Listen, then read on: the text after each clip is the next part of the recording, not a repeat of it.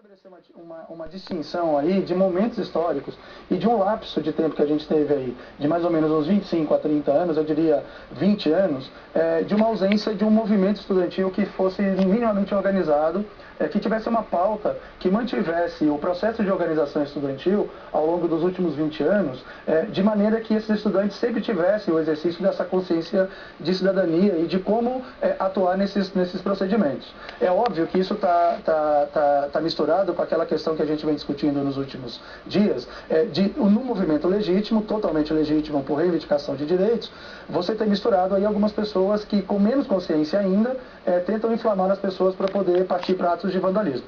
Na verdade, o prefeito Fernando Haddad comentou isso, eu acho que nesse ponto ele tem razão. Nos primeiros dias, os atos de vandalismo foi que suscitaram por parte da própria polícia uma reação um pouco mais truculenta, reiterando que esses atos de vandalismo não necessariamente partiram das pessoas que fazem parte desse movimento, que constroem esse movimento que é legítimo, mas acabou se misturando tudo num caldeirão só, né? No último que a gente teve ontem, o que aconteceu foi exatamente o oposto, ou seja, revelando aí um erro, na minha opinião, por falta de tradição política dos dois lados. Se eu comentei agora há pouco que o movimento estudantil pode ter errado, no sentido de nos últimos 20 anos ter enfraquecido bastante a sua mobilização, o seu poder de mobilização, o que, em tese, os coloca numa fase de destreino, né, ou de destreinamento de mobilização política. Por outro lado, o nosso Estado brasileiro também, não estou me referindo a governos específicos, mas a estrutura do Estado também é uma estrutura que tem sido analisada por vários pensadores como uma estrutura bastante autoritária, bastante emblemática desse tipo de atuação que a polícia teve ontem.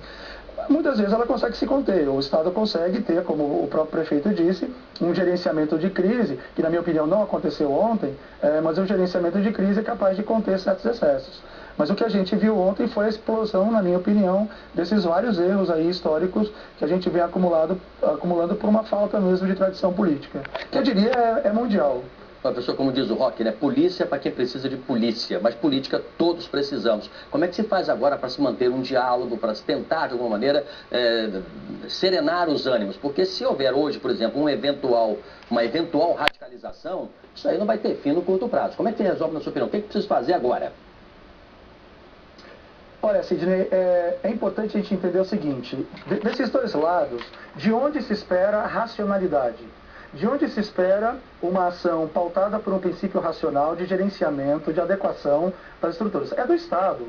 Os movimentos políticos, eventualmente, podem até ter isso, mas não necessariamente.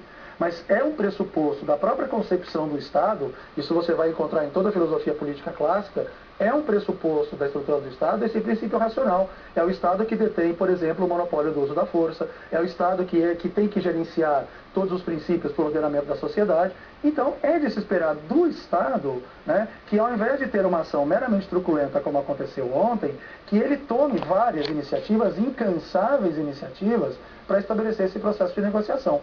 E não é o que a gente tem visto, né? A gente tem visto do Estado uma radicalização, não queremos que feche avenidas, não queremos que feche vias importantes da cidade, não queremos atrapalhar a vida das pessoas, e no mundo inteiro nenhuma manifestação se faz sem constrangimento do espaço público. Aliás, as manifestações existem exatamente para isso, porque é a única força que esses grupos têm para conseguir atrair atenção para si e começar esse processo de negociação, que, na minha opinião, o Estado tem um papel fundamental.